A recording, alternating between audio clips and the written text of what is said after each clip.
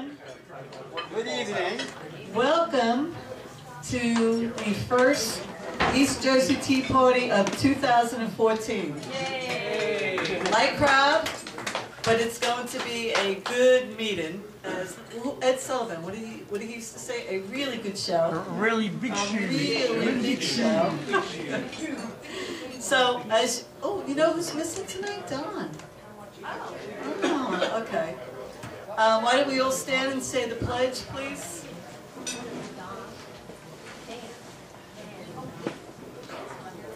I pledge allegiance to the flag of the United States of America and to the republic for which it stands, one nation, under God, indivisible, with liberty and justice for all.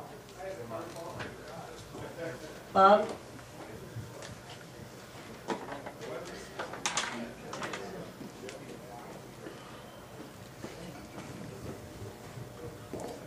Let us pray.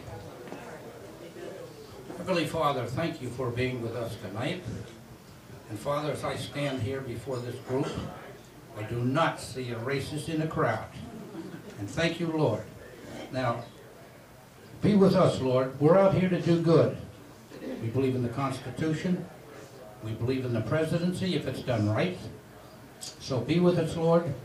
Be with us. Give us wisdom. Fill us with your spirit, your understanding, and everything good about you, Lord. And fill us with all of this and send us out on a journey to bring glory to your holy name. In his name I pray. Amen. Amen. Thank you, Bob. What a great way to start the meeting. We have a guest speaker today. We're so honored that he's with us, Michael Duncan, who co-wrote a book called The New Founders. So we're going to give him some appropriate time.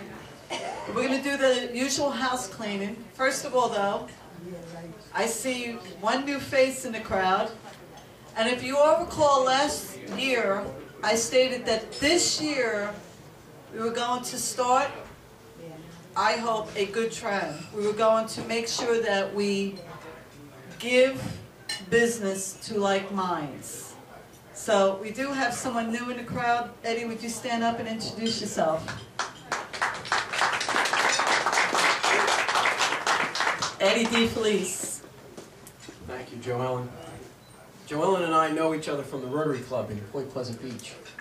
And my brothers and I are D. Felice Auto these days. We were Oldsmobile for 30 years, until GM put that one in the history books, in the museum, I should say.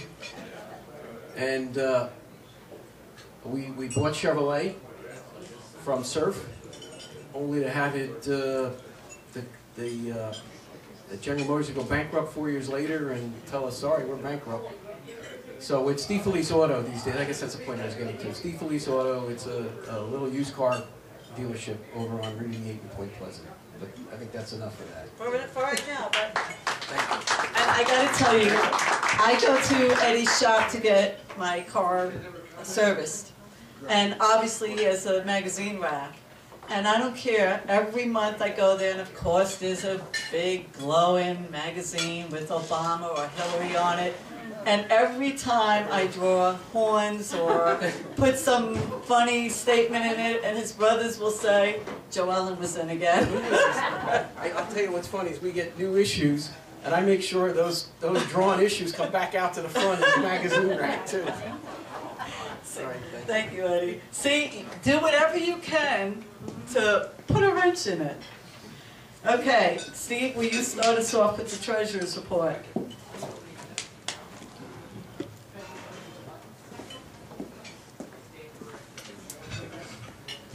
Okay. Welcome everybody. Happy New Year. Cold enough for you this week or what? It's warm today. It's warm today. It's heat wave, right? It was pretty darn cold this week, I'll tell you. 2 degrees in my backyard the other day. It must be the global warming. It was so cold the other day, I actually saw a Democrat with his hands in his own pocket. Rough. Who was that? Dan? No, it wasn't Dan. All right, our treasurer's report, not a whole lot to report except for one very encouraging thing. Our previous monthly record for donations had been $260. Thanks to our buddy Jimmy starting us off last month. we broke that record, and our take for donations in the passing of the hat last month was $321.47, which is good. So our current balance is $695.47. Thank you. And as always, we thank you all for your generosity. We know that everybody's counting their pennies, so thank you all. Anybody got any, it's going to be a light meeting, so if anybody wants to talk about current events or just let me know. But right now Jason's waving, he's anxious. So Jason's going to come on up and tell us about 2014 events. But again, if anybody later wants to talk about current events, Chris, I don't know, whatever you want to talk about. Come on up, Jason. Happy New Year, everybody. Happy New Year. All right, we got a couple good things going on. First of all, I know I discussed the opportunity for a bowling league. We didn't have much interest with that. So what we decided to do is have a East Jersey Tea Party bowling night. Just anybody that wants to come by. It's going to be at Howell Lanes in Route 9 in Howell, not too far from the chapter house, if anybody's familiar with that area of Howell on Route 9. It's going to be the third Thursday of every month, and that's going to be at 6:30 p.m. So just come on by. I arranged for special pricing for our group. It's going to be $3 per bowler per game, which is 10 frames per game. And we have a discount on shoe rental if you need to rent shoes, and that's for $3. So it's $3 per game and $3 shoe rental. So I was able to secure that discount for us.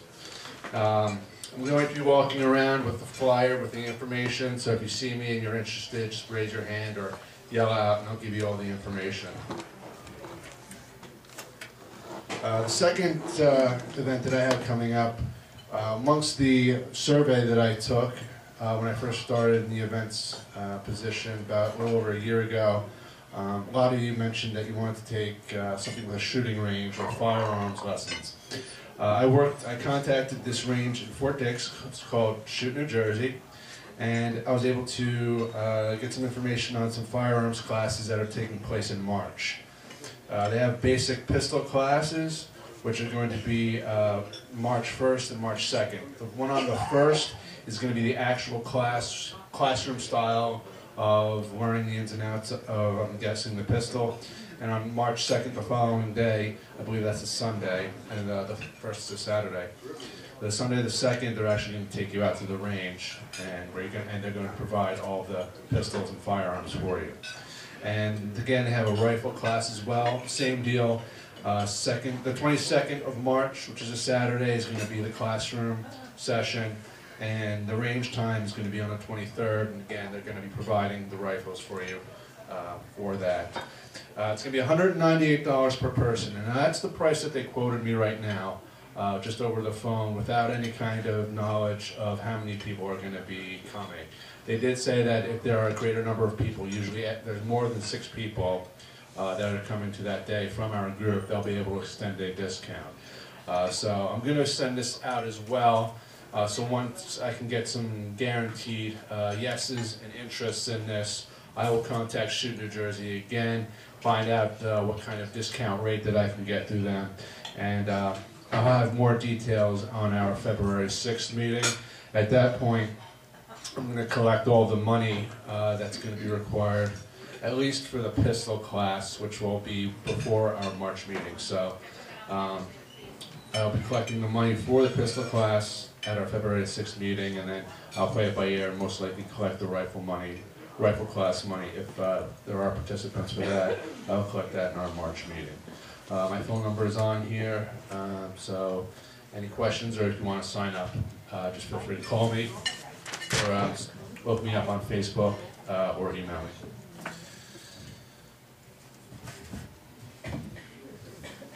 The last piece of business.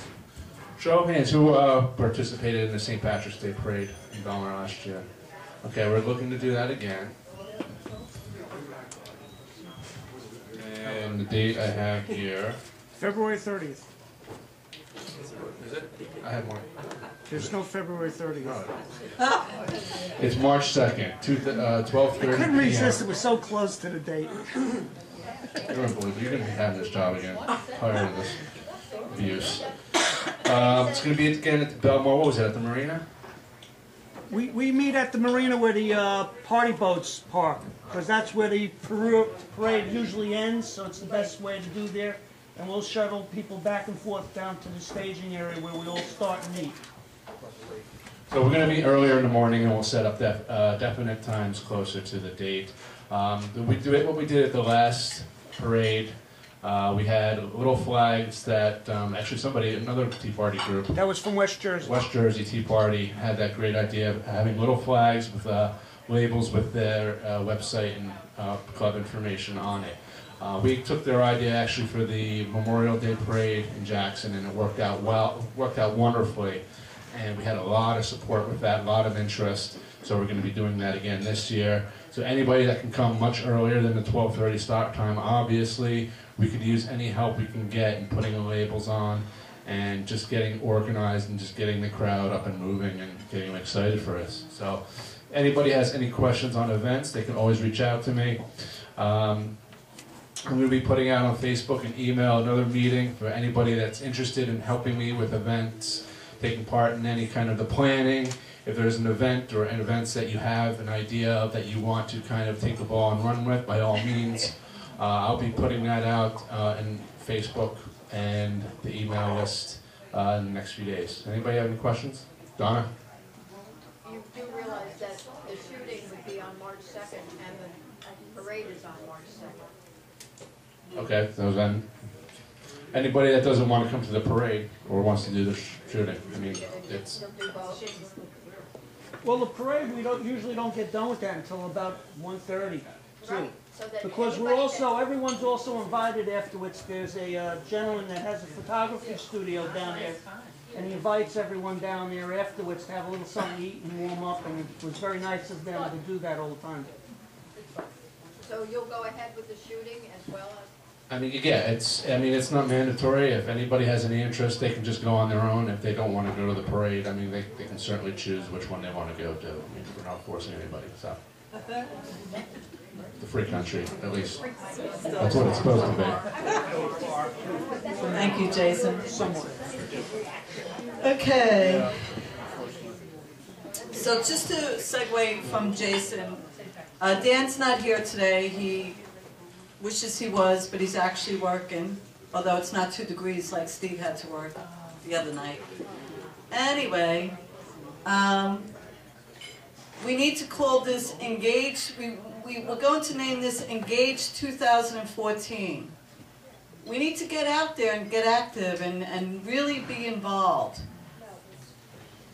Go to the parade. If you can't march, at least go and stand in the crowd, and when the Tea Party walks by, be the one who goes, yeah, Tea Party. I just want everyone to let you know, the parade is not a fast walking parade. It's really a very casual pace. Depending on the weather conditions, if it's really cold, we've been in the 30s the past couple times, low 40s or whatever. Dress warm, but once you start walking, just hearing the people applauding you is unbelievable. The first year we did it, we didn't know what to expect, and the past 2 years we did it now. The second year should be the third. The response that we get is overwhelming once they see the Tea Party. I'm getting in touch with other Tea Parties in group to join us. So last year we had 2 other groups joining us.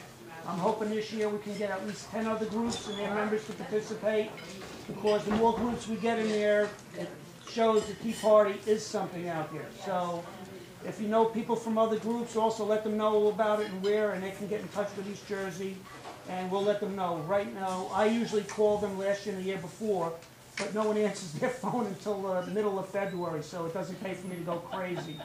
And usually I wind up running down to their office and banging on the door because they don't return phone calls. And as Robert said, the overwhelming response is positive toward the Tea Party. The first year, we walked, and we didn't know what to expect. The majority of the people were cheering for us, including... They were walking alongside us also. Including a group of young children who saw us, and they're, yay, the Tea Party. And one of the fathers said, no, it's the Tea Party. We don't look like them. The kids looked at the father and went, yay, the Tea Party.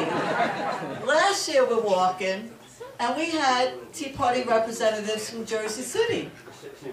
2 of the men were black. One lady walks by and yells out, "You're a bunch of racists." We looked at the black guys. Yeah, The black guys looked at... That was Douglas from the Jersey City Tea Party. So, I mean, it's just, even if if you don't want to walk, come and watch the response to the Tea Party. It's a nice response. So get active. Well, the funny thing with Douglas, too, people didn't realize it was televised on Cablevision, which I got a copy of, and I posted it on YouTube from us. And they were talking about me walking, representing the East Jersey Tea Party, because I have my name down as the representative for the parade. And then the camera was on Douglas, so here you're talking about the Tea Party, and they were filming Douglas at the time, walking and waving his little American flag. So, a bunch of racists, yes we are. Write letters. Now let me tell you what just transpired this week. The Ocean Star puts out a second, this is not the first time, a second propaganda letter from AARP. The first time I ignored it, but this one that was in Friday's paper, it was such a blatant propaganda letter that I was sick as a dog this week. I got up, went to the computer, and wrote a letter. I emailed it to the Ocean Star, didn't get a response, so the day I finally go back to work, I go to their office, I said, "Did you get my letter responding to the AARP letter?" "No." I said, "Well, that's okay, I happen to have a hard copy with me right now." I give them the letter, and they said, "Okay, we'll call you if there's any problems." Well, they do call me, and my letter was based on facts. It was about Obamacare and how AARP supported Obamacare and how they're going to profit on it. The reporter calls me up and says, "You need to prove these facts." I said, "Why?" I said, "You're a reporter, you prove it. That's your job." He says, "No, you have to prove it." I said, "Did you ask AARP to prove any of the things that they wrote?" "No, we didn't have to, they're a filler." "What does that mean, they're a filler?" "Oh, they send letters and we just put it in." I said, "That doesn't mean anything. They put some information in there that if you're challenging me, you should have been challenging them."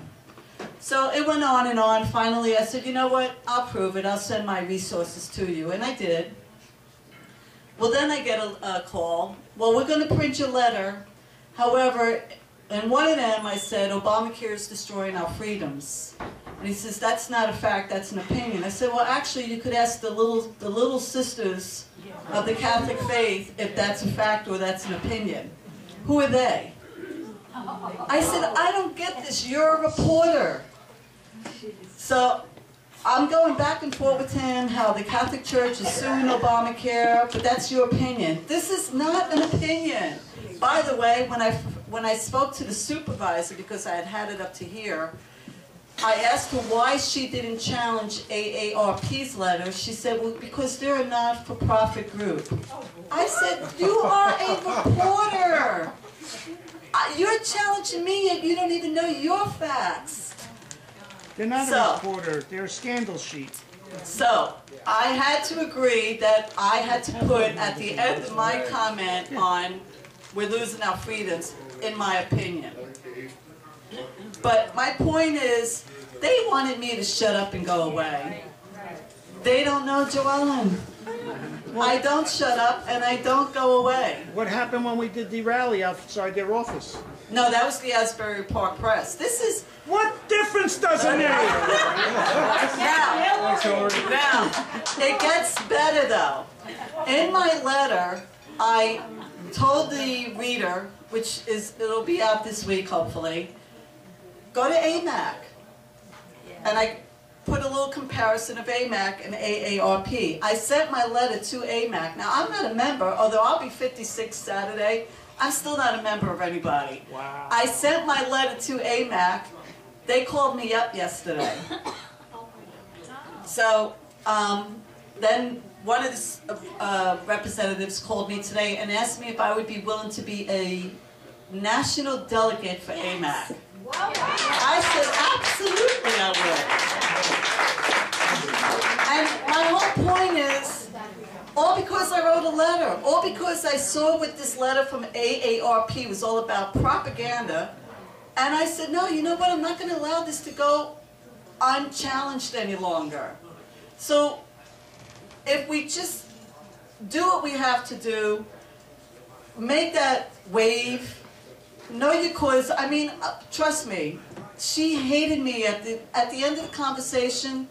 Both of the reporters were, I could tell they were like, who's going to hang up on this first, right? But I wouldn't give up. I wouldn't give up. So write those letters, make those phone calls. You don't know where it's going to go. All right? Okay, so that's enough of that. All right, so unless anybody, John, you keep raising your hand. Come on up. And then we're going to have our guest speaker. All right, real quick here. Some of you may have attended the Rick Green 3-hour conference on the Constitution up in Manalapan at the Boy Scout camp a couple of years ago. That little book that we got, kind of like a textbook, had the original Constitution on one side and then the explanation on the other side. Well, my wife's grandniece, a great-grand-nephew, is a senior now at Xavier Xavier High School in New York City. He's on their debating team. I had given him that book, and he was in a debate the other night, and it was on the Constitution. And she emailed me to tell me that he used that particular book from that Rick Green program, and he was the winner in the debate on the Constitution the other night.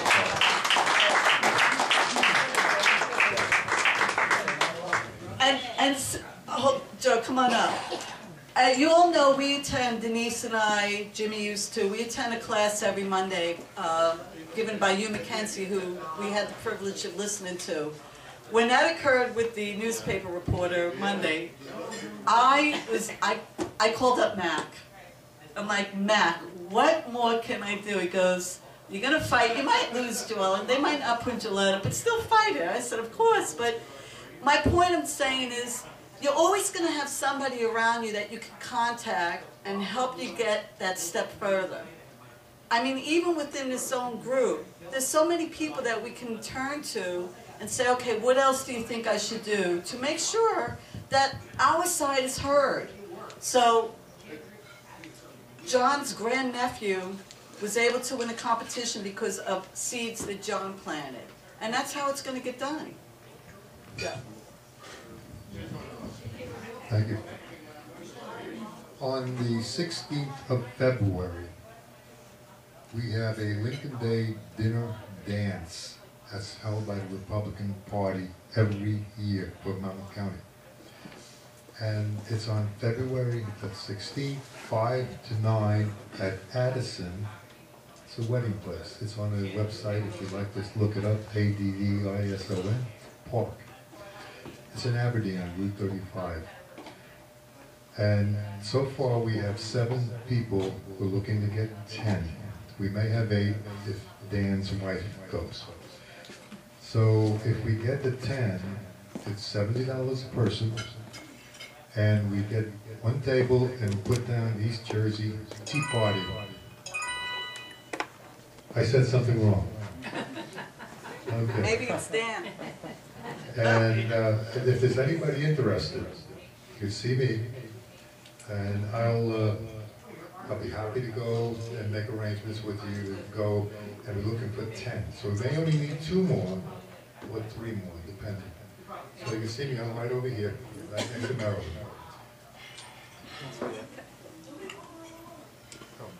The whole reason for this is to have a presence, rather than be outside. Be inside, talking face to face with the people that in Monmouth County are making decisions. the freeholders alone, like over $500 million they're spending. They have huge influence. They're all going to be here, and it helps to go and say hello, shake their hand. They may like you, they may not. It doesn't really matter. You're there, and you can influence them a lot more being present than if you're outside. They don't even know who you are. They know you're a racist. They know you're a what do we call them? Terrorist. They know you a lot of things, but they don't know your face, and that's important for them to meet you. All right, we will do some, don't leave after our speaker because we have some more house cleaning. But we're going to have our speaker come on up, Mr. Duncan. Michael Duncan, as I stated, co-wrote this book, so, and he'll autograph it for you.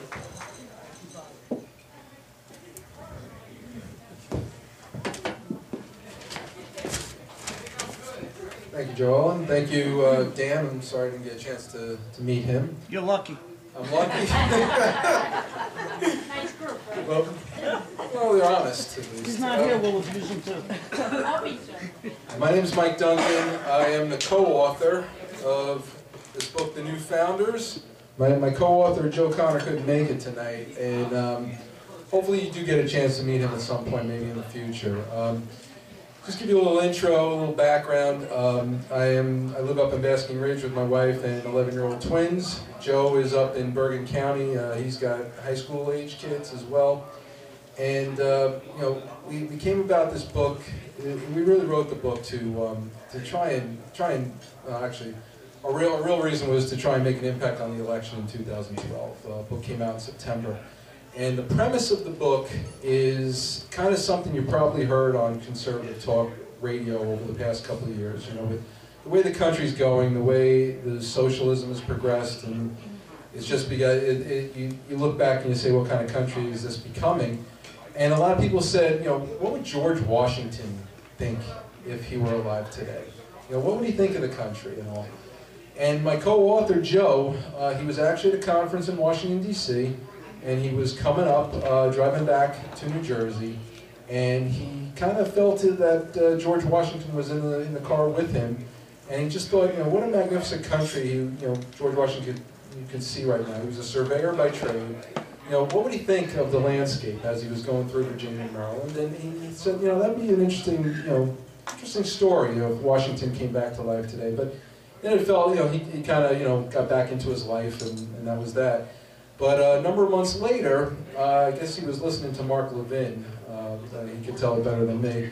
And Levin started talking, you know, about George Washington and all, and Joe said, you know, something that's not a bad idea. Imagine if Washington did come back to life today. And so he gave me a call. I was doing a little writing myself at the time. And trust me, Joe and I are not writers by trade. We both work in the financial services industry up in New York and New Jersey City. So we've authored some articles here and there, but we never wrote a book. And we came up, he called me, we started talking, thought it'd make a good movie. And we started to write an outline for a screenplay. And we got about a few weeks into it, and then we talked to a friend of ours in Hollywood who said, you know something, movie will take, you know, 2 to 3 years to make if you can get financing and all this. This would probably make a better book. And Joe and I thought about it, and we started writing. And we turned it into a book idea. We made an outline, wrote an outline, and then we wrote another outline, and then we wrote 5 more outlines. But pretty much the premise was we wanted to bring Washington back to life today and have him meet up with a number of individuals who are kind of like the embodiment or even like the reincarnation of the Founding Fathers. So if you think about, you know, bringing not only Washington back to life, but the Founding Fathers back to life. So what we did was we created a story in which 6 regular Americans, you know, different trades, you know, doing this and that around the country, but they're drawn together at Independence Hall on the 4th of July. They don't know why, but they're drawn. I mean, some from a professional standpoint, some are there because of their job. Some are, you know, some are just drawn there, you know, to go there on 4th of July.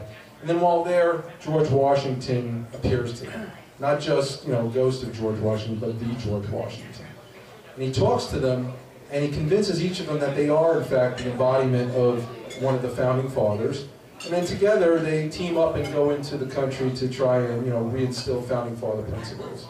Now, you think of the story itself, it is far-fetched, bringing Washington back to life today, but we really wanted to make a point. I mean, we took a look at this, we wrote this outline. Now, two people writing a book too, think about that. We wrote an outline and, I said to Joe, you take chapter 1, I take chapter 2, and we write. But before we even wrote a word of the book, what we did was we chose 6 founding fathers that we thought, could have a real impact in the story. And, it's guys you know well, John Adams, Thomas Jefferson, James Madison, Alexander Hamilton, Ben Franklin, and we put in Samuel Adams as well. And what we did, before we even wrote a word of the book, we wrote bios on each of the individuals. So, but bios being, we brought the 1700 character to life today. And we tried to match it up with their original bio. So in the case of Alexander Hamilton, the guy who started the Treasury system, founded the Bank of New York, and was the financial whiz, had Washington's ear. We made him a currency trader for the Bank of New York today. Ben Franklin. Sam Adams was making beer. Sam Adams was a home brewer, absolutely. But he also, Sam Adams, in our book, he founded the Tea Party in Boston. So we tried to bring them all to life today. And we got to know them. We wrote a lot of stuff on each person before we even wrote. But the key was, these guys coming back to life, meeting, and Washington had to convince them too. He had to convince these guys of who they were, the embodiment of the founding fathers. And once he did, and it took some convincing, but once he did, then they went out into the world. These founding fathers said, something? Let's take a look at these guys, and let's show George Washington the country that he founded. Let's bring him to the city that bears his name. So they meet up in Philadelphia. What's the first thing you do? George Washington shows up to them in Independence Hall. He's in 18th century garb. He's got the powder, what looks like the powder wig, but he's got all the regalia and everything. They get him a makeover. They take him to the dentist. They give him a haircut, right? They actually take him into the, they actually go to the mall and get him new clothes, and when they dress him, one of the characters, says, "Oh, this guy looks like he just walked out of the country club." But they change him up, and they decide to show him, the United States in 2013. Now, just imagine taking George Washington and thrusting him into 2013. Okay, we talk politics all the time, but just imagine him walking across the street. We have him studying a manhole cover.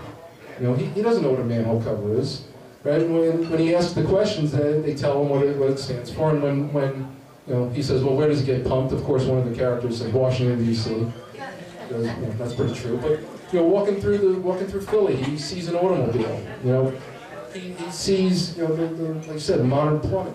He sees the women's fashions of 2013, which kind of blows his mind. But more importantly, he sees the races together. He sees blacks living with whites, and he's astounded by that, but he's also proud of it, because the slave trade was supposed to end shortly after, after the Revolutionary War, after his presidency, as a matter of fact. And the thing is, when they give him their history lesson of America, the founders give him the history lesson, he finds out that the slave trade didn't end, and that there was a war fought in order to pretty much abolish slavery. And he has a moral crisis about that. And the ride down to Washington, D.C., the new founders give him like I said, a history lesson, crash course, tell him everything. But when he's in D.C., they decide to take him around to all the monuments. And Washington really feels like a genuine connection with Lincoln. He looks at the statue. He reads the Gettysburg Address and the second inaugural letter on the wall there, and he really is touched by it to a point where he even says maybe Lincoln was more of a founder than I was, but with everything like that, we keep it we not only get political and all, but we also are humorous as well. I mean we bring George Washington back to life today, and a guy from the 1700s, and before long, he's he's getting very acclimated to the modern amenities. He's becoming addicted to his iPad. He's having arguments about if McDonald's is better than Burger King. But throughout the whole thing, he still stands on his principles, and that was the big premise of the book, is that we're trying to get this country back to the founding principles that that founded the great country. At the outset of this country, these founders, a lot of the guys were ordinary guys. I mean, they were extraordinary guys, and we put them on pedestals. But a lot of them were normal gentlemen as well, normal men and women as well. But they knew they had something special, when they founded this country. They foresaw a lot of today's issues when they wrote the Constitution. With First Amendment, freedom of speech, with Second Amendment, right to bear arms. You're seeing all that getting attacked today. And it's something that we wanted to stress throughout the book. We wanted to show how if America went back to the founding principles, it could straighten what's going on right now in the country. And I think Joellen was saying, write the letters, keep up with the fight. That's why I love speaking in front of Tea Party groups like this, because the Tea Party's only been around for what, 5 years? We're still in our infancy. Okay, I'm a member of the Morristown Tea Party up north. Right, we're still in our infancy. Right, I like to say, in the Revolutionary War, at the beginning of the war, a lot wasn't going well for America. The Battle of Bunker Hill. A lot of Americans, say, "Oh, the Battle of Bunker Hill, we remember it great." People don't realize America lost the Battle of Bunker Hill. Okay, but it was early on in the war. The attitudes among the colonists, they weren't accepting of fighting, the greatest army in the world, right? But Bunker Hill, we fought them toe to toe.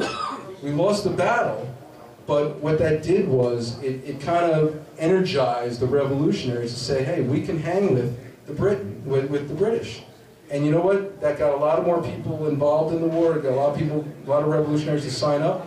And you know what? That started the comeback. And that's what I like to say, is that, General Nathaniel Greene, what did he say at Bunker Hill? He said, "I'd gladly trade that hill again." Okay, a hill like that at the same place. Because you know what? It really knocked the morale of the British down, it got our morale up, and it got the fight going. And the reason I say don't stop the fight, mainly because of my co-author. Now, I don't know if you folks are aware of my co-author, Joe Connor, but here's a guy who exemplifies not giving up and fighting. I don't know how many of you remember, but in 1975, the FALN bombed Francis Tavern in downtown Manhattan. Okay? The bombing, the FLN group, there was Puerto Rican nationalists. They set off a lot of bombs in America during that time. The bomb at lunchtime in Francis Tavern killed 4 people, including Joe's father. Okay, Joe was 9 years old at the time, and he was getting ready to have a birthday dinner that night with him and his brother. Okay, the bomb killed his father. Okay. Over the next few years, the authorities rounded up a number of the terrorists, 16 of them, I believe, and threw them in jail. And they were going to be in jail for 70-plus years. Okay? In 1999, Hillary Clinton decided to run for Senate in New York. Okay? With that, an outsider coming into New York to run for Senate, she needed all the support she could get, including the Puerto Rican and the Spanish voters in New York. So while Congress was out of session, Bill Clinton decided to offer clemency and pardoned the terrorists, 16 of them. 14 of them ended up accepting. They didn't accept it first, because part of it was renouncing violence, okay? They didn't accept it first, and the person in the Clinton administration who organized all of this allowed for them to talk amongst themselves, from jail to jail, which was unheard of, and still is unheard of to this day. Clemency, too, is an individual grant, and he granted clemency to them as a group, okay? The person, and anyway, so beside the point of that, they let 14 of them ended up accepting after a certain period of time and were let go. 2 were so hardcore that they stayed in jail, okay? The individual who worked for Bill Clinton at the time, who organized the clemencies, was some guy you might have heard of named Eric Holder. Okay?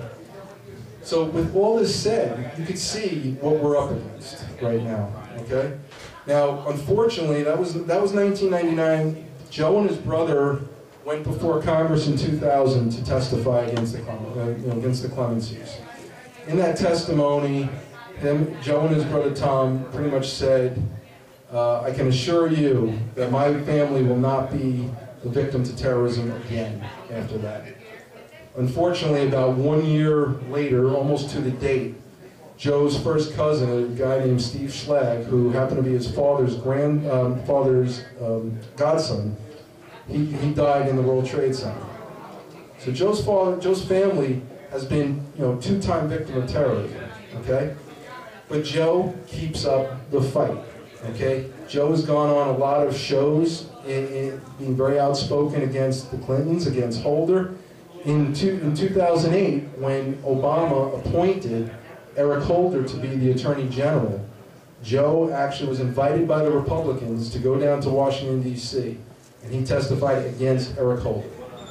Okay? Think about that, He was the only one to testify against Eric Holder.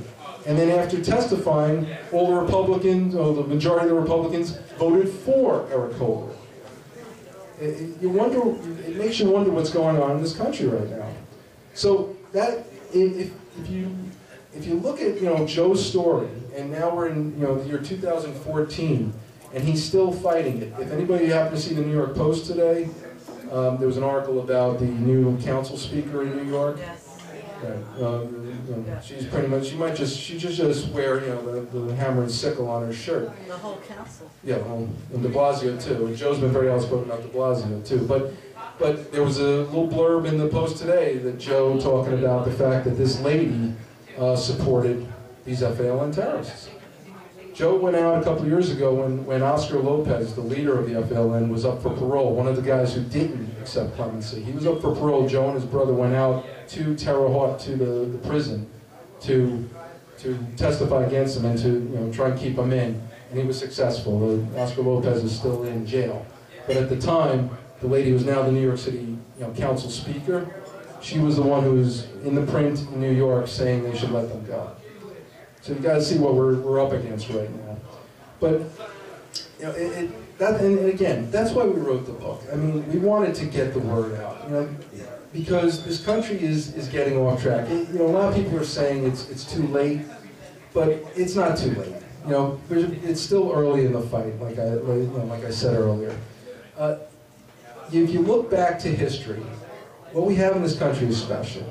Ronald Reagan, called us the light, and he was the one who said, and we have it in our book right at the front. I like to read it usually when I'm here, but we put two quotes at the beginning of our book.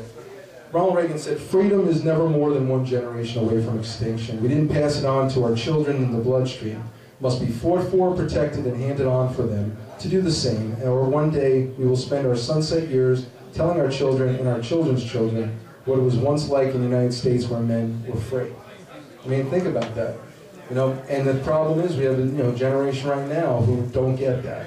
They're not getting taught in schools. I mean, I have 11-year-old twins, and we see my wife is losing her mind over Common Core right now. What's being presented in schools. I mean, they teach my kid about Mother Nature and Mother Earth and hugging a tree and this and that, and Julie and I, my wife and I, our heads are ready to explode.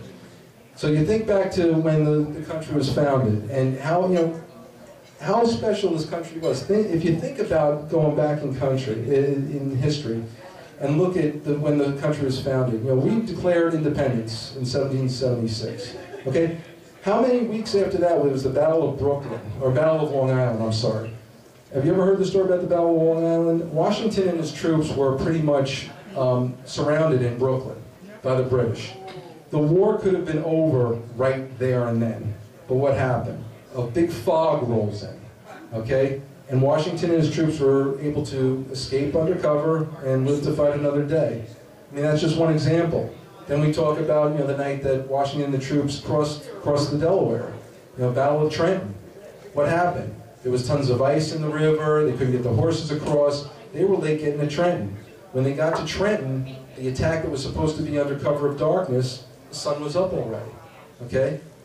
It wasn't going to be a surprise attack, but what happened? Snowstorm comes in. All right? What did the British do? They stayed inside. So it gave the Americans time to, form their armaments, and they were able to attack and win the battle. The Battle of Yorktown. The French fleet came in and pretty much surrounded the British, and we were able to get them to surrender. The British fleet could have come down from New York, but they were in some stormy weather up there and couldn't make it down.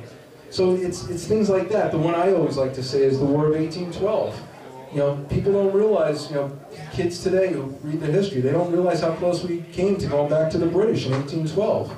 The British were burning Washington, they were surrounding the capital, and they were ready to pounce. And what happened? A tornado came through Washington, knocked out the British troops. Has anybody ever seen a tornado in Washington since? Yeah. That wasn't a politician? Yeah. I mean, we like to say that, there's some divine providence involved in not only getting this country going, but sustaining this country. I mean, and that's what we tried to hammer home in the book, that divine providence not only brought George Washington back to life, but also, got him to meet up with these 6 gentlemen who just happened to be at Independence Hall that day. And I mentioned we bring these characters back to life, the founding fathers, but we also have to give them, ideas in that, what's hot amongst the Tea Party group? What's hot amongst conservatives right now? What is the voice of the Tea Party right now? Conservative talk radio, okay? If it wasn't for conservative talk radio, who knows where we would be right now. Okay, so what did we do? We felt the need to make at least 1 or 2 of these characters folks who were in the conservative talk radio. So what we did was we took the John Adams character and made him kind of like, one of the big talk radio hosts. You can say he exemplifies Rush Limbaugh, Sean Hannity, Michael Savage, any one of them by reading the book. Okay, but he's a big shot. We also have another character who's in Virginia who's also a talk radio guy. From Virginia? No, okay, he might be Thomas Jefferson, of course, reincarnated. But he's another talk show host. But then again, we have Ben Franklin, who we have him doing an online newspaper. We have James Madison character. His reincarnation is he's a professor or a teacher in high school. And it's funny because Joe and I had so much fun doing this book. We really did. It was a learning experience for us. It was a lot of fun. And it was almost as if every day we had an idea, we heard it coming out of talk radio. We heard them talking about what we were thinking. And it drove us too. It really drove us. And we thought we were onto something special. I mean, there was articles that were coming out that kind of, just kept us going. We heard stuff on the radio every day about Washington, what he would think about, being in the country and being alive today. But we really thought we had something special when we got done with the book. We were able to get it published. A big factor to that I didn't mention is that the foreword of our book was written by Dick Morris. Dick Morris and Joe got to meet after the clemencies were granted. Dick did a lot of stuff on that. So we're in debt for him and to him because by him writing the foreword and putting his name on the cover, we were able to get the book published. We didn't have to self-publish. So we're in debt to Dick Morris. I know he's kind of a lightning rod as far as a personality goes, but he's a really good guy for what he did. And he grilled Joe about the forward too. He kept saying, yes, I'll do it, yes, I'll do it, but he wasn't doing it. So finally, we said, okay, Dick, are you ready to do it? And he called Joe and grilled him for about an hour on the book. And then, just generated a fantastic forward. But what I was saying is we thought we had something special. And all of a sudden things started happening. Now when the book first came out in September of 2012, we were invited to go on Fox and Friends. And Joe and I were on Fox and Friends. We were only on for a 4-minute spot. It was a great spot. We were interviewed by Peter Johnson, who I'm sure you folks are familiar with. And he kind of called it, George Washington meets Back to the Future, which was pretty apropos. But the thing was, about a week after that, and we got a good kick on Amazon and all that off that, but about a week later, we get an email, okay? We get an email from this guy down in Georgia, all right? Now remember we said we wrote the bios for each of these characters, okay? So, you know, Ben Franklin, Philadelphia, Alexander Hamilton, Bank of New York, this and that. So, okay, how do you bring James Madison back to life? Okay, well, he's got to be from Virginia, right? All right, let's make it, you know, near where he's from. What town? Okay, is there a high school there? Okay, so we find a town called Bridgewater, Virginia. All right, there are 2 high schools in Bridgewater, Virginia. We picked one of them. Okay, we picked one high school. We're like, okay, let's make him a history teacher who's an expert on the Constitution, because James Madison pretty much wrote the Constitution. And you know what? While we're at it, let's make this guy teach night classes at James Madison University. Makes sense, right? So we do all this in the bio, we wrote it in the book. So a week after the Fox and Friends appearance, we get an email from this guy down in Georgia who says, I'm the James Madison character. And we said, okay, what was that? We look at the email. He taught history at that high school, the same high school. He taught night classes at James Madison University, and he considered himself a constitutional scholar. We were blown away. So we said, what'd you think of the book? And he said it was excellent. We misquoted one thing. We misquoted. We attributed a quote to, I think, Adams when it should have been Ben Franklin. So of course Joe and I said, okay, for the second edition, let's make a note of that. But to have a guy who teaches history and is a professor and knows his history, knows his Constitution, to say we did a pretty good job, we were so psyched over that, and we've used that ever since. So then the primaries were coming up. Now in our book, there is a spot where we do a debate. Okay. Now if you guys recall the Republican convention when Clint Eastwood was talking to the empty chair.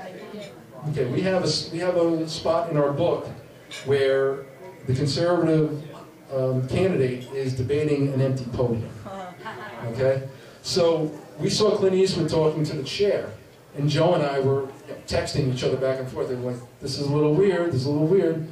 So then, when Romney won the nomination, they had that first debate. Okay, and in the debate, Romney, pretty much put Obama in his place. The cover of New York Magazine the following week, New Yorker Magazine, I'm sorry, not New York, New Yorker, which, if you know the New Yorker Magazine, it is an ultra-lib magazine. On the cover was a drawing of Mitt Romney debating an empty podium.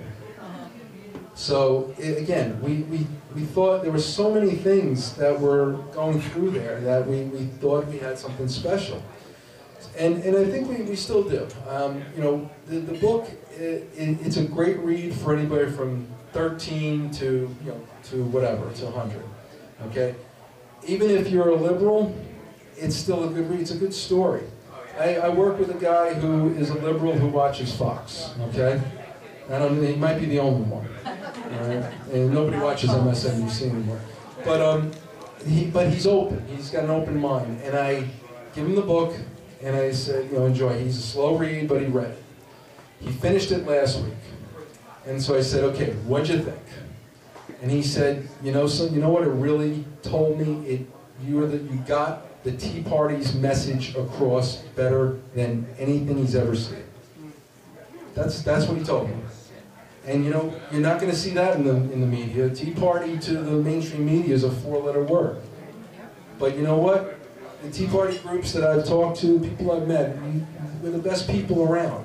I mean, a lot of people, they don't want to, everybody, politicians and all that, you want to do for yourself, and we kind of stress that in the book too, it doesn't take a community, it doesn't take, whatever Hillary said, I forget what she said.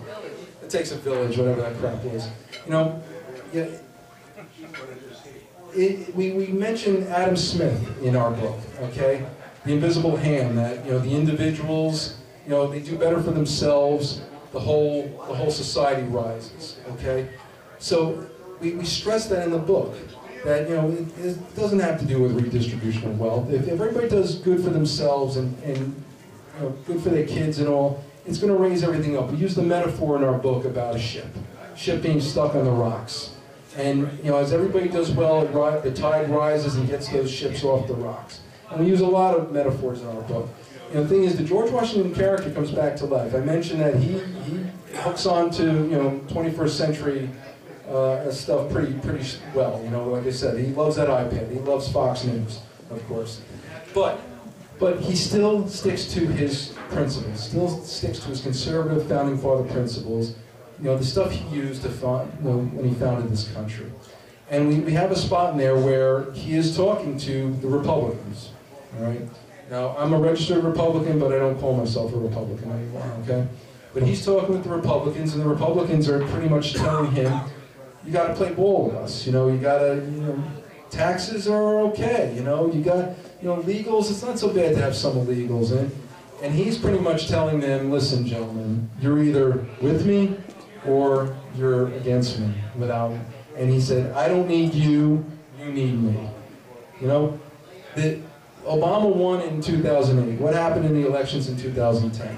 You know what? The Tea Party was founded and we took back the House. Okay? I said, the battles are just beginning. The war is far from over. Okay? And so the Tea Party's in its infancy. It's only 5 years old. All right? If the revolutionaries gave up, you know, we'd be Britain right now. You know, so that's why we say keep up the fight.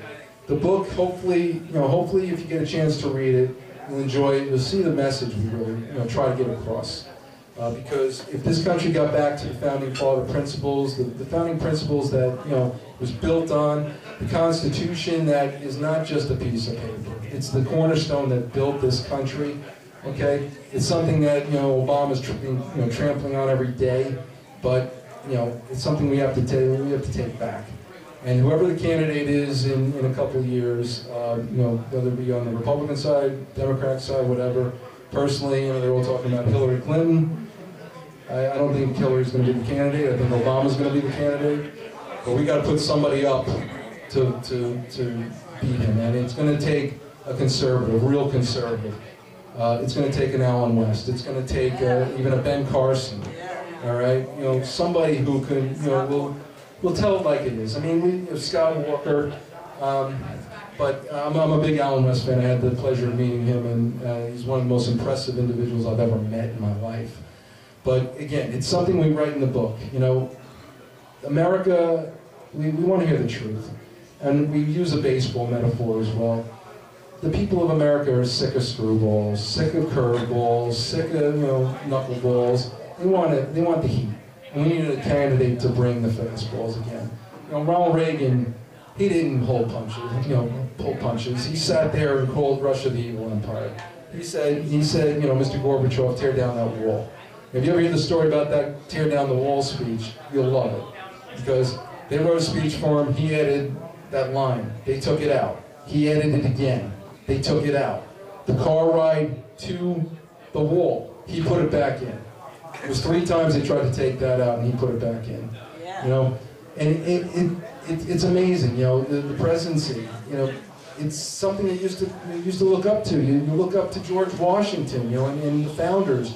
You know, Abraham Lincoln. You look up to the office of the presidency too.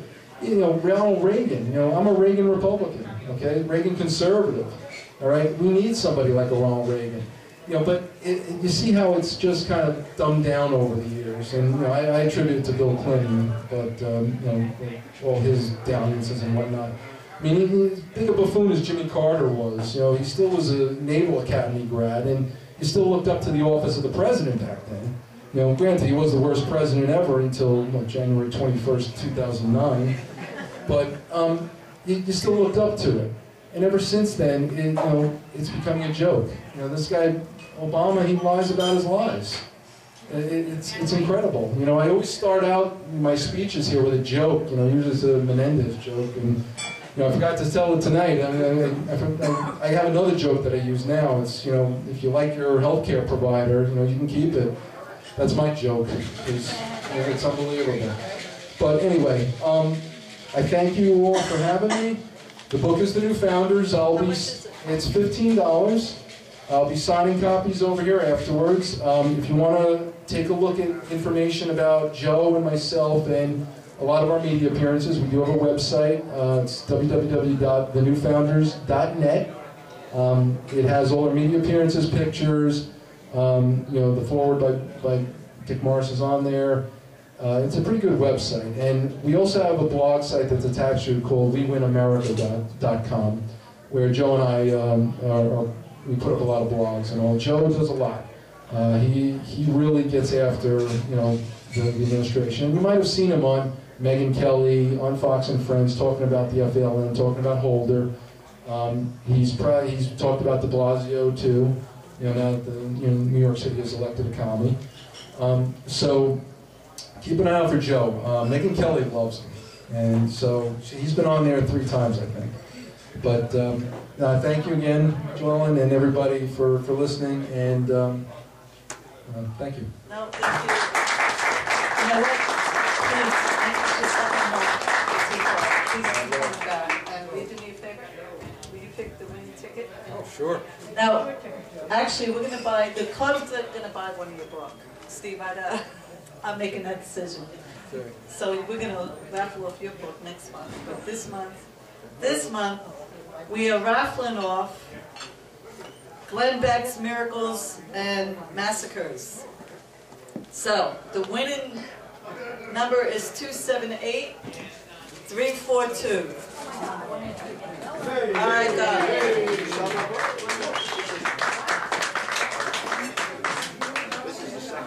But Michael, thank you. That was excellent. We are going to, the club's going to purchase a book, and we're going to raffle your book off next month. Thank you, Donna. Now we got Steve, who's going to come up, and actually Steve's going to give us a little history about Black America and some other useful information that he always provides. Useful information. That he always Okay. provides. Just as an announcement, next month, the week after our normal meeting, on February 13th, which is a Thursday night also, we're going to meet at the Jackson Library, and we will be presenting a short film. Well, it's not that short, it's a little round. Produced by Wall Builders, wallbuilders.com. That's David Barton, who you've probably seen on Glenn Beck's show. And it's history in black and white. And it is going to present for you for Black History Month, because you know we have all the rest of them are White History Month, as you've all been told. Black History Month is February, and so we are going to show you about some of the Black history that actually happened prior to 1964, because believe it or not, there were actually history being made by Black people prior to 1964. This is going to be shocking to all of us, but this is what we're going to go over. So it's definitely a great video, and hopefully you can all join us at the Jackson Library. What time is it, Steve? The movie will start at 7 o'clock, so we can be there, you know, at 6:30 and funnel in, grab a chair, we'll maybe get a snack or something, and we'll be watching the movie at 7. Just wanted to kind of follow with what Michael was saying. He happened to hit on a few of the things, including anybody who was here last month. We talked about the miracle of Christmas in 1776, and that was Washington and his boys crossing the Delaware and taking Trenton from the Hessians. So we just heard that story. However, I was watching the video on YouTube to see what I had said, and at the very end I kind of alluded to the fact that they had overwintered in Pennsylvania. They didn't actually stay in Pennsylvania, so first I have to clarify that at the beginning of this month's speech here, so it's not like, you know, page 99, small print at the back. So they didn't actually overwinter that winter. The following winter they did. That's of course the Valley Forge story. You're all familiar with that, and maybe we'll touch on that at some other point. However, just a couple days after that very important victory on Christmas, it changed the course of the revolution when many of his men were about to go home. Their enlistments were up. And so Washington was back on the Philadelphia side in Pennsylvania, and the year was almost up, and that morale gave him some leverage with the guys and tried to get them to re-up. He also did something else that's very common in politics and with other good leaders, bribery. He bribed his troops, gave them an extra $10 bonus. $10 doesn't sound like much now, but it was huge for most of the American farmers. So if they signed up for another 6 weeks, they would be given a $10 bonus. So most of them did take them up, especially in light of the fact that they had just been had their hopes kind of buoyed up by this victory, beating the Hessians in Christmas. So he really got his troops motivated, got them back across the river. So they came back from Pennsylvania, back to New Jersey, just south of Trenton, and they were going to march on Princeton, which is what he'd wanted to do the week before until he found out that all of his cannons hadn't made it over with Cadwalder, and they couldn't cross the river due to the ice and the boats and everything like that. So there they were at the south side of Trenton, Assunpink Creek, and Cornwallis had now had about 8,000 troops amassed outside of Princeton. He marched down on to Trenton and retook the city. Washington and his troops were down south of that with about 6,000 men. Now that Princeton was his destination, he was going to be obviously outmanned and outgunned right there at the south side. Of course, weather once again played a very important factor, like we'd already talked about a couple of months ago, talking about the Battle of not only Long Island, but also in Manhattan, and he escaped under cover of darkness and fog and rain several times, and then of course Christmas Day. Weather again turns. This time it wasn't really bad weather, because it had already been warming up, so you had that nice crust of mud and stuff on the top of the surface, but it was still hard underneath. So 3 skirmishes took place during the day. Cornwallis was pushed back 3 different times, and he said, okay, fine, we'll wait it out until daylight, and then we're going to go down and crush this rabble. So Washington waited under cover of darkness. It started to freeze up again and made it just hard enough for him to move artillery. So all of his extra baggage and materials were loaded on wagons, as well as the cannon that he didn't need. They wrapped them in cloth to silence and muffle them as they moved them south. Most of the stuff that they were not going to need was moved down to Burlington to ship back across the river so they wouldn't lose it to the British. Anything else that they did need was circled around and up to the east and up towards Princeton. He left 250 of his men behind that night to keep the fires burning. Campfires, that's right. And then they were given pickaxes and shovels to make noise and make it look like they were digging in for the battle to come. So they did. They dug their entrenchments, made a lot of noise, and then they were supposed to leave under cover of darkness before morning and meet Washington a few miles north on the way to Princeton. At that point, they did move around. It worked. The ploy worked. They moved about 350 men under the command of General Hugh Mercer. Mercer was going to go up towards Princeton and try to destroy a couple of bridges. One of them was over Stony Creek, and his job was to blow that up or destroy it so that if Cornwallis did get wind of it and turn back towards Princeton, he wouldn't be able to get all of his cannon and artillery back across the river or the creek.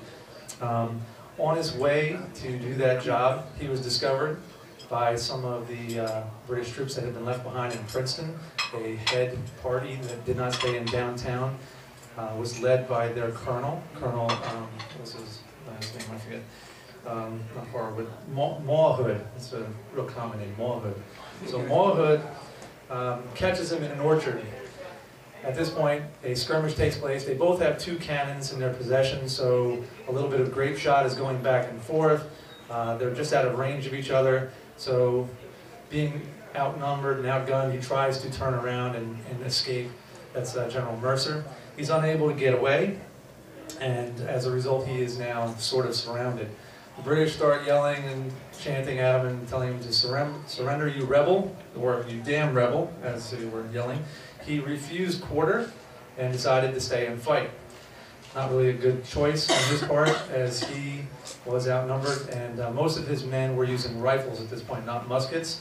They were not armed with bayonets, and it took longer to load the rifles than it did the muskets.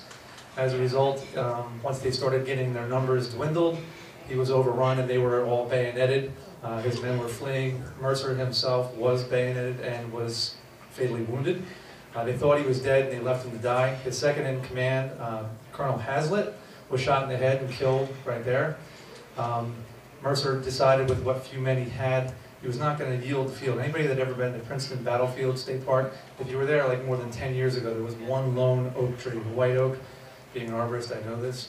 But this white oak was out there in the middle of the field. It had been preserved for over 300 years through extreme cases. We had over a mile of cable, lightning protection, all kinds of great stuff. A few years back, a windstorm tore it apart and it kind of peeled like a banana. It's no longer there. But Mercer refused to leave the field until his men were off the battlefield.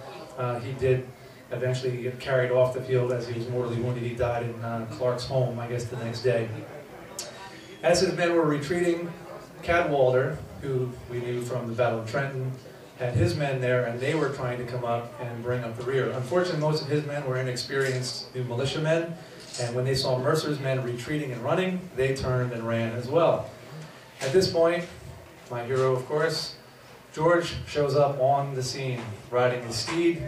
comes up and rallies the men, takes off his hat, and yells to them, "Ride with me, brave fellows, we will turn this. Their enemy is few, and soon they will be ours." So he rides up to the battlefield, charges back up to the top of the hill with his troops and all of the retreating soldiers. At this point he says, "Do not fire until we get to the top of the hill and I give the command." So now, less than 50 yards away from the British line, they're all lined up. Washington is riding back and forth on his horse, and he yells, "Halt," and fire. At this point, all of the American soldiers stop and fire. The British now have a volley in return. Smoke is everywhere, you can't see anything. Washington's officers are taking off their hat thinking, "My God, the general is dead," because they can't see anything.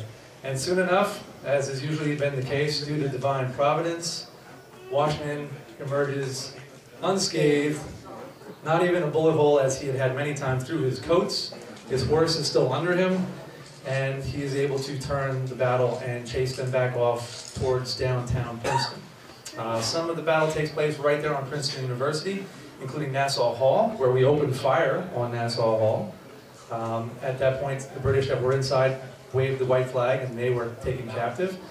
While it's a relatively small battle by comparison to some today, I believe there were 60 British that were killed, 40 more wounded, and about 200 taken captive. So this was the third defeat that the British had had in a little over 10 days. So our morale was really on the rise, and we're thinking this is a good thing. Cornwallis, of course, now gets wind of it and is now racing his men back up, and the bridges were not blown. So he has to make a beeline north and get out of Princeton. So Washington turns his troops, goes north. He wants to take another opportunity. He said, "Well, we're on a roll, guys, let's do it." So he wants to go for New Brunswick. He hears that there's $70,000 or 70,000 pounds in a chest there, some of the payroll for the British troops. He wants to take it. He's talked out of it by Henry Knox and a couple of his other generals. And he listens to him, and they actually turn towards Morristown. And that's where he overwintered in Morristown. At this point, however, the good news is New Jersey, Cornwallis decides to abandon most of his South Jersey attack for the rest of the year, and he overwinters in New Brunswick. And so that is what happened in the rest of the winter of 76 and 77. And that's it. Thank you. Thank you. That's mutiny was. Yes, and then I believe Andy needs to come up too, so. Andy, come on up.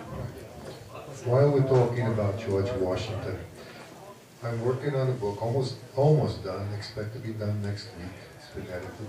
And one of the footnotes I came across was on George Washington at Valley Forge. At that time, there was smallpox inoculations, not shots like we have today, but inoculations using cowpox.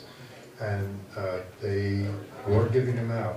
The statistics given to George Washington was that the smallpox was coming his way to his troops at Valley Forge.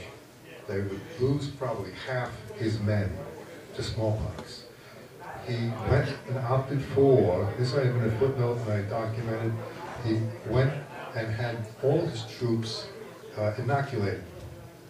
He lost 2 men to smallpox. Just that alone could save the revolution. So it's something I've never heard before, and I've never read anywhere else, and it's documented in the footnote. So that's a fascinating thing. That also helps the victory.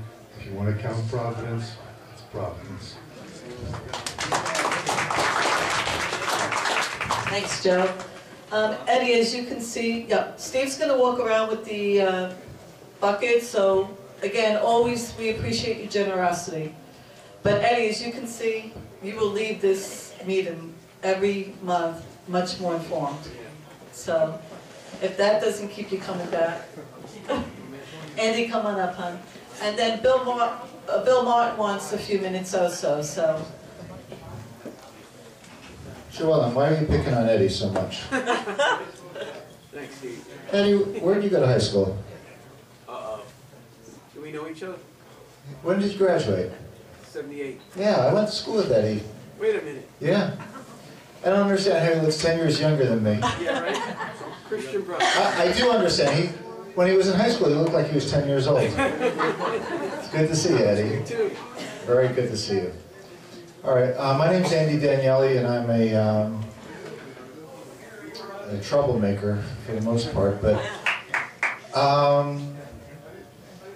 we had rallies a couple years ago at my church, and a lot of good things came from it. And you never know, what you do or say or even think will affect things down the road. But one thing that happened was I became friends with Reverend Steve Kraft, who a lot of you know, a lot of you have heard. I'd never heard of Reverend Kraft, and Leanne Ballou said, let's have Reverend Kraft come, and I was like, who's Reverend Kraft? I don't have time, we have a full schedule. And he came and spoke for 10 minutes, and it was worth the whole thing, just having him there. He's a great speaker. I've become friends with him, and we've been talking for the past couple of years about what we need to do.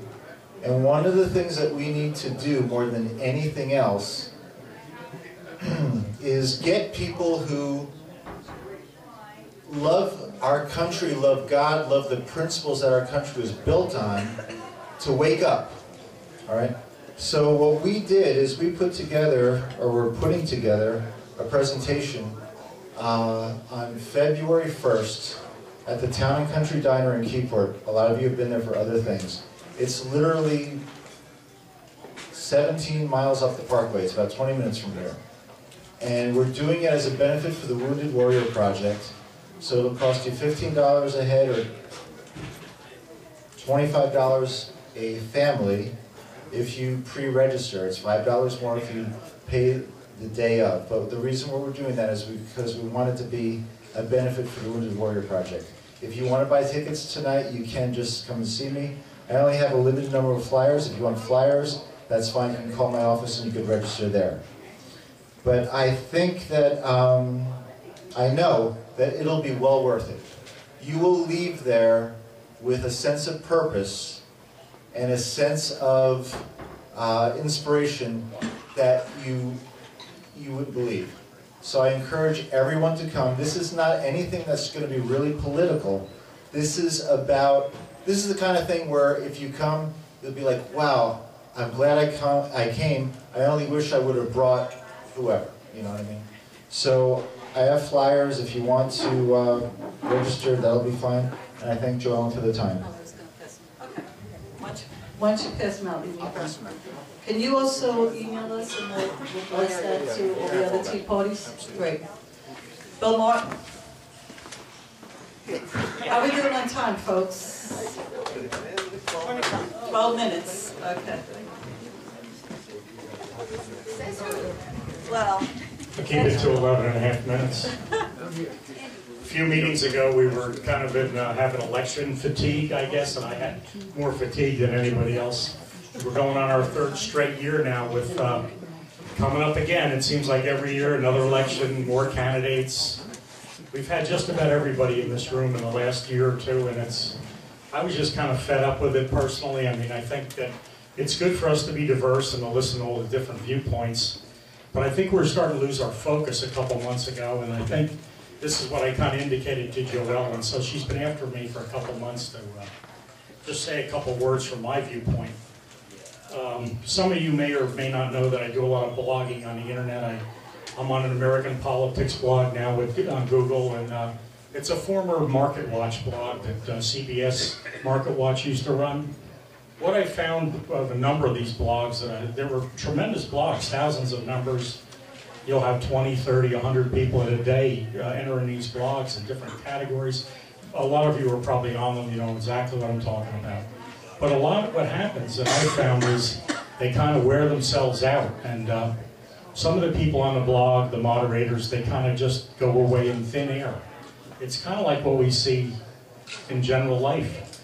They don't want to argue anymore, they don't want to debate, they don't want to diversify their thoughts, so they just kind of like get 20 or 30 of them together and form a new Market Watch blog, and they don't invite you. So, and in particular, it's more of our liberal friends that do this, and they just, I guess, tired of the debate and tired of our viewpoint. So, the one I have currently now, it's gone from about 35 really hot members that grew out of Market Watch, and there's probably about still 18 or 20 of us that participate, but I can see the same thing happening over and over. And it's similar to what I'm talking about with this election. We hear viewpoint after viewpoint, candidate after candidate. Just one aside, I got involved with the Independence Party, Tea Party in Philadelphia a few years ago, and I've been getting their emails and talking on their Facebook page. I kind of got banned from them. I mean, it's just pretty much what you hear tonight. I mean, our viewpoints. It's not like I'm going in there and with anything that we don't say on a daily basis, but they've become very establishment in Philadelphia. I've heard recently that, his name just, the fellow that just ran against Cory Booker. Lonigan is going to possibly run against Runyon. Runyon's stepping down. Runyon's resigning. Well, that's good news because he's the Independence Hall. That's their boy, Runyon, and a lot of the Philadelphia and Pennsylvania in general. They support very establishment rhinos. Some of them, like, you know, there's some good ones, but most of them, and when you start debating with them, they just kind of like go into their shell and say, well, we're not going to get anywhere if we don't, you know, go along with the get along. So anyway, just a couple more notes, and I probably have about 7 minutes left now. Am I okay, Ben? 8, okay. Well, actually, we have some Pretty good. more. One more, so I'll save them 30 seconds. You did ask me, Joanne. Just what I wrote out today after Joanne asked me. And the author mentioned before, I think in a month or two we're on our 5-year anniversary here. So I remember standing with my daughter Lorraine in Trenton 5 years ago. I know a lot of you were down in Belmar, and it was a wicked day down in Belmar. I happened to be in Trenton, super wet. My daughter and I, my daughter is now 32, so she was about 27 at the time. She was super impressed with what went on there. That was the beginning of it for me, so I'm really proud of each and every one of you in the you know, our meeting is a little smaller tonight. Sometimes we get 20, 30%, 40% more people here. But I'm really proud of each and every one of you because, as the author said, this is just the beginning. If we look, I just read Killing Jesus. Who read Killing Jesus? How many people already? O'Reilly's book. And, I mean, phenomenal book. Bill's book. A lot of it's superficial history. We know a lot about this stuff. But you learn about the things that go on for 5,000 years. You know, the Jewish people, King David, and 5,000 years later. I mean, it's the Muslims today. They don't look at it like the next election. That's my point. It's not the next election to the Jewish people in Israel. It's not the Muslims don't care about who wins the next battle in Syria. They're going to be there. That's what we have to be there. We're established now. We're going to fight in the blogs, in the elections. We're going to fight. We're going to continue to fight. I know every single face in this room, personally, except for the author today and one new member. And I think that, he's starting to get this guy over here in trouble. I think he's from the Independence Club. He's a mole or something. But my main point is we have to focus. We have to focus on limited government. That's where we started. I just want to tick off a few things. The war on women, diversity, you know, I love my wife. I love every woman in the room. I'm conservative. There's no war on women. Contraceptive, abortion, all of these little shoots, they're very important. Everybody's got their issues. Religious issues, very important. But we have to continue to get back to limited government because that is what our 5,000-year battle is all about. The Great Leap Forward, we had a few hundred years ago. Thank God we've mentioned. Steve does a great job with his history. The author tonight did a great job with the history. This is what was divine providence or maybe intelligent design. I mean, I don't know what you believe in, but these things happen for a reason. It wasn't just Darwinian. Racial inequality. 50 years since LBJ, and you know, we just went through this last week. Okay, all right, very important issue. Not our issue. Not our issue. Limited government.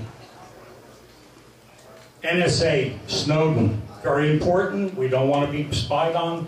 My blog is probably spied on by the NSA. They probably know me personally. I finally just put my name on it because they got my IP address anyway. Who cares? So I'm William Martin. I go in there. They know me. Maybe someday you won't see me anymore. They'll put me away in a crate. income inequality. Again, all these catchwords that we hear. There's a new one today about welfare. Sheila Jackson Lee mentioned it's going to be named something else now. Transitional, whatever. I mean, whatever it is, these are just catchwords to diversify, to pull us away from our really core beliefs here. Global warming, climate change, global cooling now, the boat in the Antarctic, all these things are marijuana legalization. I mean, how many of these things do we hear every single night? AERP, we found out about AERP in the last few years, didn't we? Whoever was a member probably dropped it in this room. AMAC is around, other groups, we're finding out. Chamber of Commerce, our real friend here, right? Chamber of Commerce. Have you watched this bozo on the TV the last week or two? Chamber of Commerce. They're in bed with both sides. They just want to bring immigrants into the country. Nothing against immigrants, but we do have about 11 or 12 or 20 or whatever people believe percent unemployment in this country. We absolutely have it. The more immigrants we pull in, the more people are here, and young people are not going to get jobs. It's not going to get any better. But again, they're just trying to diversify us and pull us apart. As we mentioned before, the founders, Jefferson, Hamilton, and their long-term debate goes on today. Historical education is so important. I love when Steve speaks the author tonight, everybody that comes in when they talk about the battles. The Assunpink Creek, the source of it, is kind of in my backyard. I mean, it's phenomenal. You know, Mercer and all these people, Mercer County, all these names, Ewing. It is so phenomenal when I read and hear. I'm so proud of the people that were there a couple hundred years ago. I feel we are the new founders. And 30 seconds? I have one more line. If not, I'll quit. I ain't gonna mess with you with that attitude. Okay. Shut him down, Rob.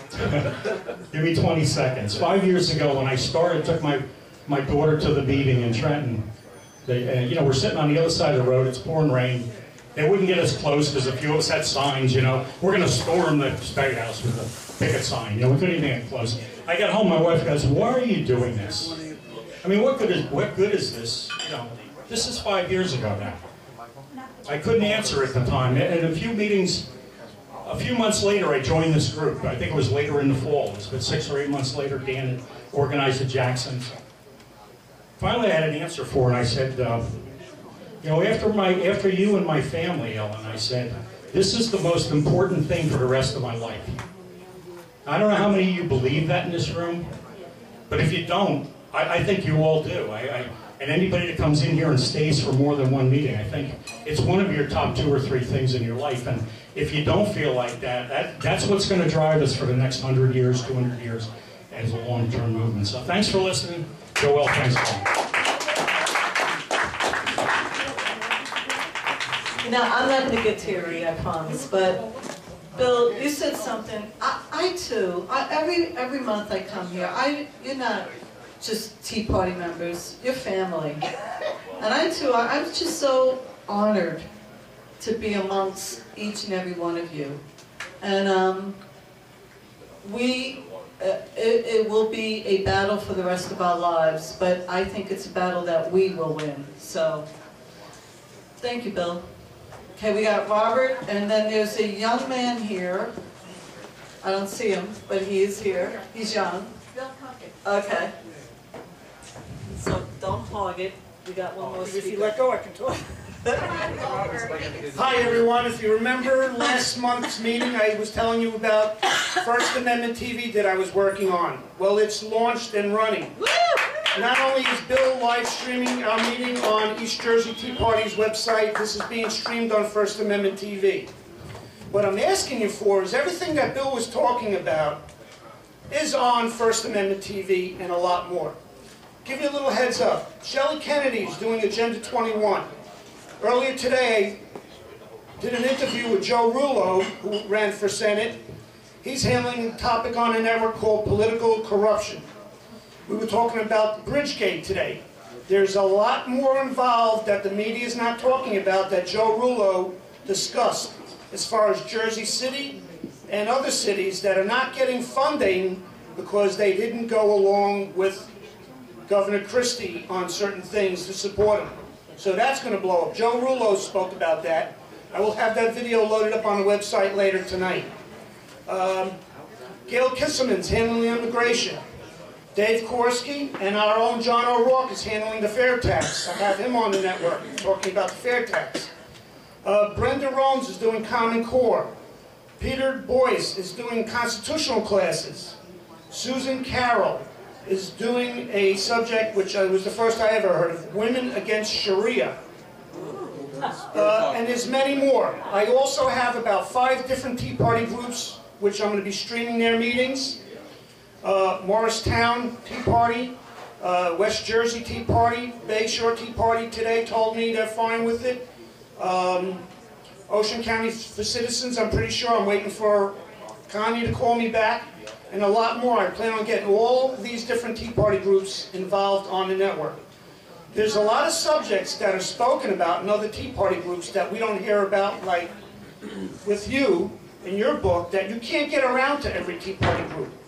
But you can be heard on First Amendment TV. So I offer you that opportunity to come on. Absolutely. And like what Bill Martin said, there's a lot of subjects that he's talking about that he can be talking about that to every one of us in New Jersey. This network was started for New Jersey first, and that's what I'm doing.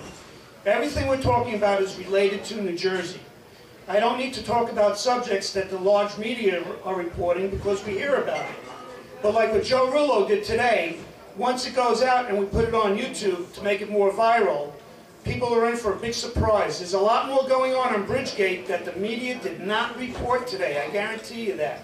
I have an hour and 8-minute long interview with him, and I was stunned on certain things that he was bringing up. So what I asked, though, unfortunately, is First Amendment TV is a pay-per-view site. What I did is the first 2 months of First Amendment TV are $10, so you're getting 2 months, $5 each. If you don't like it after that, don't rejoin. But I do need your assistance to help make this go more. Almost every day I'm getting more people signing up.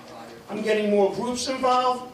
Bill, if you want to get involved more with your blog that you have on your site, you're more than welcome to be here. The difference is you could do it live by video. And then afterwards it's recorded, and if you miss a meeting or you miss an event, it's archived in the video section, which is like a YouTube channel built into the site. I spent a lot of money building this site.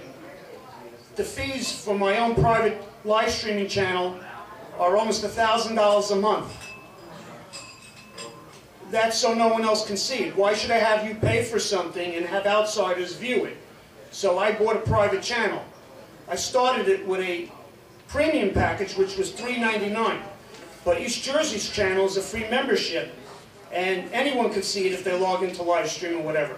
I want to provide content that no one else is going to see except for us conservatives, and talk with one another as far as conservatives. You have a car dealership. You were a franchise. I was involved in 2 different franchises. There's a lot more going on a scandal that you were involved in, because you had a contract and a license agreement, and they totally threw it out. So I'd like to know more about what's going on, because none of the car dealerships got any restitution for what went on. You paid for a license fee, and they told you goodbye. That was one of the biggest thefts that the government did.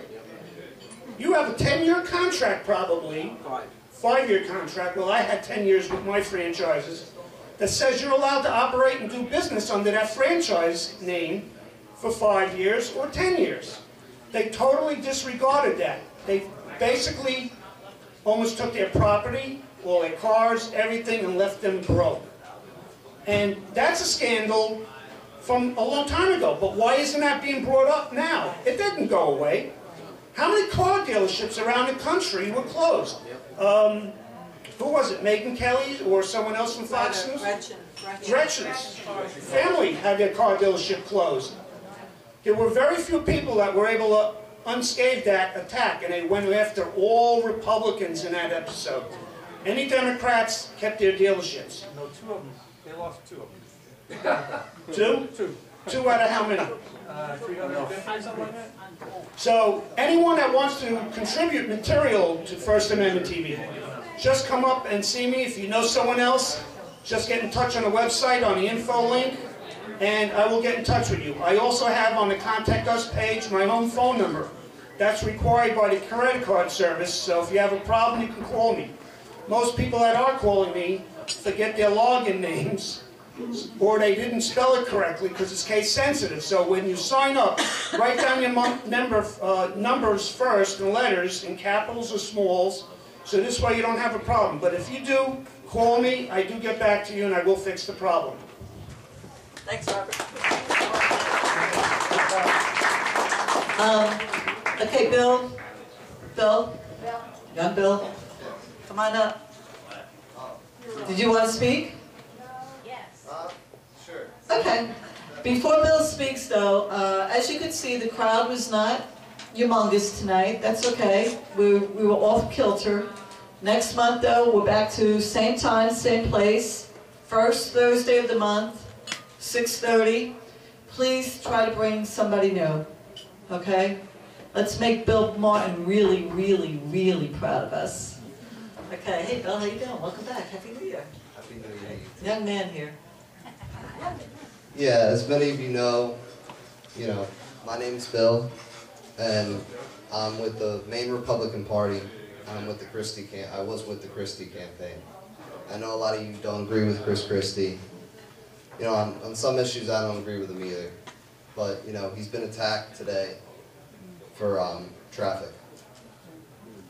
I mean, you look at the Obama administration and the scandals they've had, Benghazi, Fast and Furious, and our governor's being attacked by the Democratic Party for traffic.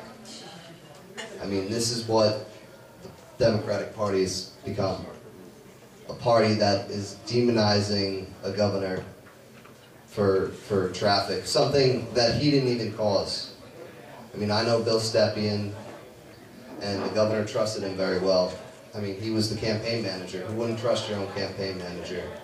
And that was a betrayal that he did, and he's gonna pay for it. He's no longer in our party. He's history to us. Yet still, the Democrat, I heard on the radio today, they're all up in arms. They said there should be criminal charges. Criminal charges. Criminal charges for traffic. Where's the criminal charge for Eric Holder? I mean, these people have died in these scandals. And we're, obsessed with traffic. I mean, this is not an issue, a national issue. And the fact that this has been overplayed, is ridiculous. I mean, that's just my comment for today. I've been to many different groups today, talking with them, assuring them that this administration isn't broken. And, I just want to tell you guys that this administration isn't broken either. And, have faith. And I also want to encourage you guys to participate, if any of you are in the 3rd District, to participate in the Republican primary. I know Steve Lonigan is going to put his hat in there. So I know a lot of you guys are supporting Steve. And my position, I'm with the party. I do have to remain neutral throughout the Republican Party, but I know Steve, he's a good man, he's a moral man, and he's a great candidate. And the 3rd District would be great, very lucky to have him. And it's a very, strong, right-wing, conservative district, and it should be easy for him to get into that district. Now, I don't want to say it's impossible for a Democrat to get in there, because John Adler did have control of that district from 2008 to 2010 until he was ousted by John Runyon. But we have to keep our fingers crossed, that the primary doesn't get ugly. And that's really the only thing I'm worried about, is that the primary is going to get so bad that it's going to make Lonigan look bad when he's running in the general election. And then the Democrats are going to attack him because he's not going to have the support of the Maine Republican Party. So, participate, but, we need to keep under control. We need to remember that we're all on the same side, and we're all out for the same goals. As far as, stopping this president, we need to win the Senate and the House and the midterms. Because if we don't win the Senate and the House and the midterms, it's over. for, you know, the Republicans and the Tea Party in this country if we can't win, if we lose the House of Representatives. I mean, you know what Obama's talking about now? He's talking about single payer after this debacle of Obamacare. And I don't know if you guys know what single payer is, but single payer is what the European countries used before they went bankrupt. So, ladies and gentlemen, we can't go to single payer. You know, so that's it. I mean, you know, get involved, vote. Orphan.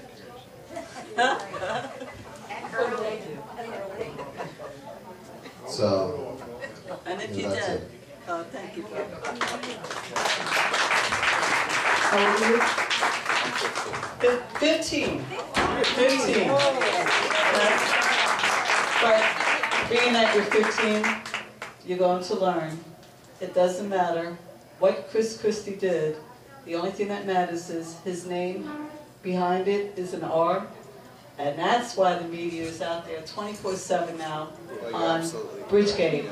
And still you hear crickets regarding Benghazi and all the other fiascos that Obama has caused. So whenever you see an R, you know that it's going to be 100% mainstream media announcement. So you're going to have to get used to that. As Rush says, the media is never going to be with us. Get used to that. We've learned, haven't we? So you're going to have to buckle up under that. So thank you, Bill. Yeah, thank you so Okay. much for this. Come back. Come back. Okay. The youths. New Jersey Teenage Republican. Your president? New Jersey Teenage Republican. President of the New Jersey Teenager Republican Party. All right. Bill, please come back and bring your friends. Okay. You have a Facebook group page? Yes, I have a Facebook. No, group. Start a group page. Yes. People to chat on. Yeah. I'm with the main organization. Goldberg, give me one of your shows. Yeah. Okay, folks. Anybody else like to come up and be heard? Well, Yes. oh, come on up, Camille. Camille always, oh, by the way, one more thing. I have been trying for 3 months now to get an insurance agent come and speak to us about Obamacare. Initially, the guy was gung-ho. Now, I can't even find him. They are so frightened. My one friend keeps saying, Joe, every time we think we peeled back and understand, it gets more complicated. So Camille will probably tell us about that. Actually, I was going to change the subject because I always get up here and rant about Obamacare. But what I wanted to say was something that the young man made me think of, and that's we ought to take a lesson from the Democrats and the liberals. They circle the wagons. They don't let anybody attack them when they do something wrong, and we are so principled and we have such a conscience that when one of our group does something wrong, we put them up in public and punish them. So not to say that we should turn a blind eye, because that would make us hypocrites, but maybe we should kind of buffer it a little bit and try to circle the wagons and protect our own. So that's my 2 cents for tonight. I have noticed that, thank you, Bill, you did come up and say something, but I like the fact that nobody's talking about it. And you know what? Sometimes silence is golden. So, all right, folks. In honor of Don, who wants to get up and lead? Joanne, Dorothy. did you want to announce the Watchful Life? What day is it? January 22nd. Okay, our annual March for Life, January 22nd, down in D.C. I go every year, Dorothy goes every year. It's a great bill.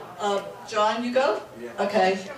It's an awesome march. If you've never attended, you should go just because when you are in that crowd, first of all, it's wall to wall. They will tell you there are thousands of people. There's got to be, how many people who attend every year, Dorothy? About 500,000. Families. Families. It's always grandparents, uncles, aunts, people from all over the world. All over the world. And the young adult that participate in this annual event will just leave you feeling so good that, yep, there will be a future for America. So really, I would encourage anybody to just go. Every church usually has some bus going down. Try to be a part of it. Just experience it. It's the best, most uplifting day you'll have. It's always cold, always, but you never feel it. And just, I'm not going to make this a religious thing, but every year, I don't care what the weather is, I always find a group of Franciscan priests who are walking barefoot. And one year, I went up to one and I said, "Thank you, God bless you for doing that." He goes, "Doing what?" I said, "Walking barefoot." I mean, it was 20 degrees. Last year it snowed, right? Yes. But he looks at me and he goes, "It's my cross, and I love bearing my cross." And he had the most beautiful smile. And people around, they were all just, nobody wanted to leave him. Everybody was just walking with him. So if you can, participate that day and just have a great day. So, Bill, you're going to be Mr. Don today? Bill. You want to be Mr. Don today? Okay, come on everybody, stand up. John, you'll do it? Oh. Yeah. Okay, God bless America. Come on. Land that I love, stand beside her and guide her through the night with the light from above. From the mountains to the prairies, to the oceans, white with foam. God bless America, my home, sweet home. God bless America, my home, sweet home. See you all next month, first Thursday of the month. Thank you. God bless. Me too. Okay.